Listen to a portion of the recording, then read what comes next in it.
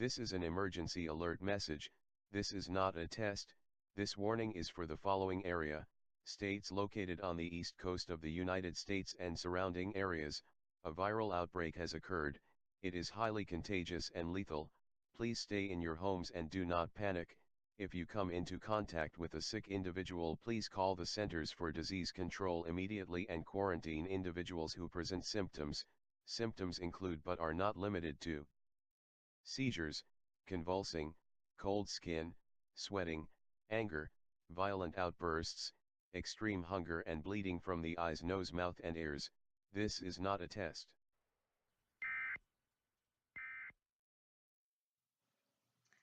This is a zombie. This is the zombie's brain, and today I'm going to tell you what's happening to the brain.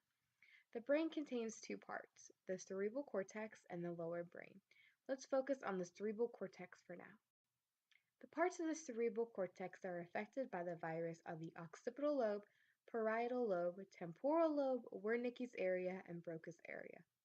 The occipital lobe is weakened so that the infected person is only able to see blobby colored shapes. The temporal lobe is enlarged, causing increased hearing and hearing range, making the infected able to sense its food from a far distance. Parietal lobe is completely damaged. The infected is no longer able to process any information.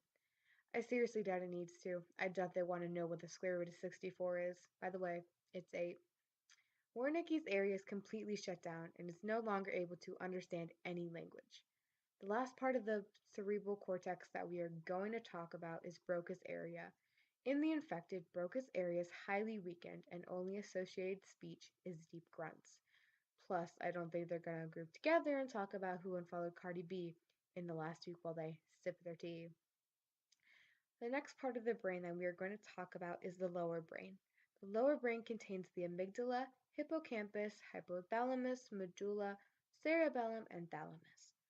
The amygdala is enlarged, causing extreme aggression to anything and anyone. The hippocampus is damaged by the virus. The infected will no longer be able to process or make memories. The memories stored in the infected's brain will slowly deteriorate over time. The hypothalamus is severely damaged, making it no longer able to regulate blood flow or body temperature. Because of this, the gland is going through a continuous imbalance, which makes the infected have heightened thirst and hunger levels.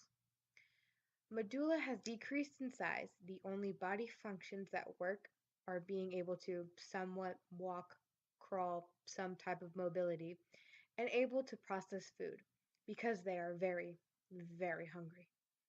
The cerebellum is severe, if not completely non-responsive, and can no longer regulate non-verbal learning and memory.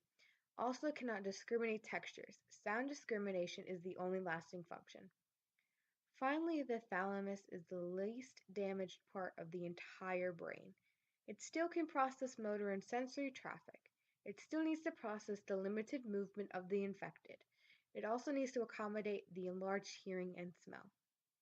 Lastly, the reticular formation is the enlarged to accommodate the specific functions of the brain that are heightened and to keep the remaining parts of the brain working. Thank you for your cooperation to this national announcement. Listen to your local authorities and news channels. Good luck.